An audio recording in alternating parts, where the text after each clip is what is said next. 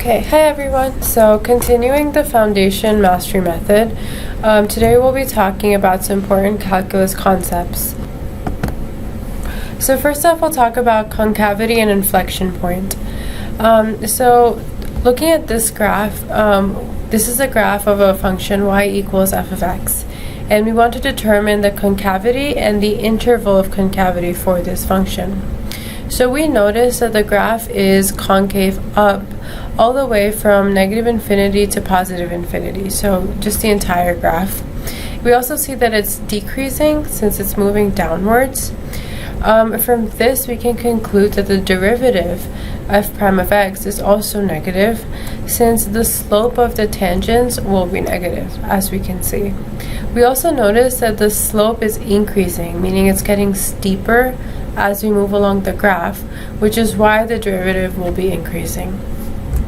Similarly, and so overall this graph has no inflection point since there is no change in the concavity.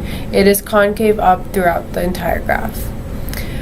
We look at another example where the graph is concave up, once again, all the way from negative infinity to positive infinity. But this time the graph is increasing since it's moving upwards. We notice that from this we can conclude that the derivative is positive because the slopes of the tangents are increasing, or they're moving upwards. We also notice that the slope is getting progressively steeper, so the derivative is increasing.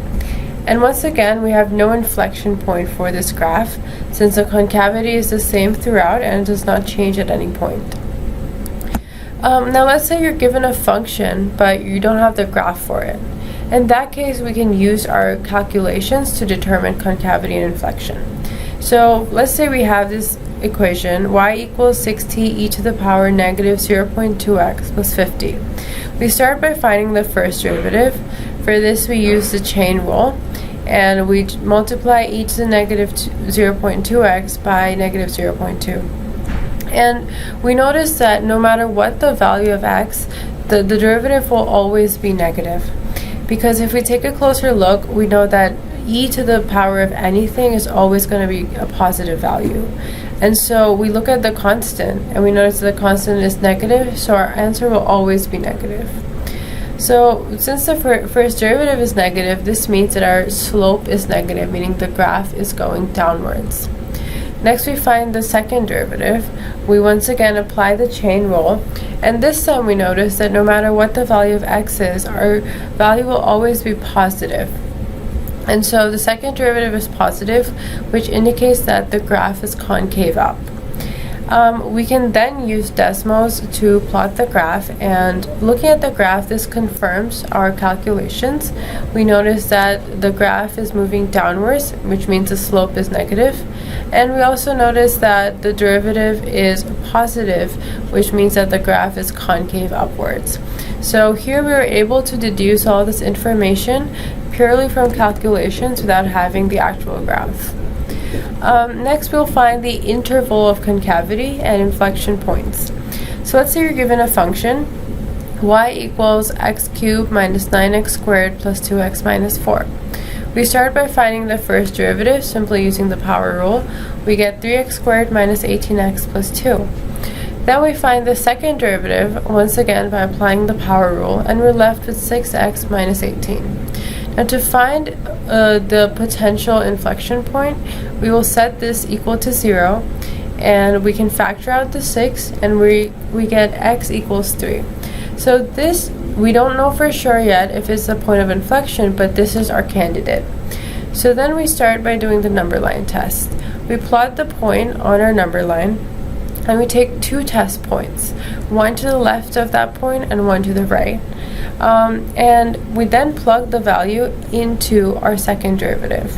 So when we plug 2, we will get 6 times negative 1, which will be negative 6. And when we plug in 4, we'll get 6 times 1, which will be positive 6. So from these results, we can conclude that the graph is concave down for all the points before 3, and it is concave up on all the points after 3. And if we were to plot this graph, we would get something like this, and we notice that at x equals 3, our concavity is changing from concave down to concave up. And therefore we can say that x equals 3 is an inflection point. So, and as the graph illustrates, it's concave down all the way from -infinity to 3, and concave up from 3 to infinity. Now we're going to understand the signs of derivative and what they mean through this example. So let's say you're given 3 statements. It says f of 6 is 13, f prime of 6 is 0, and f double prime of 6 is -3. So using these statements, we can find out a lot of information about what the graph will be like. So let's focus on this fact. The first derivative as 6 is equal to 0. And this is the very definition of a critical point. So from this we conclude that x equal to 6 is the critical value for this function. Next we focus on this fact. So the second derivative as 6 is equal to -3. Now since the second derivative is negative, the graph is concave down. And so we have a maximum value at x equals 6.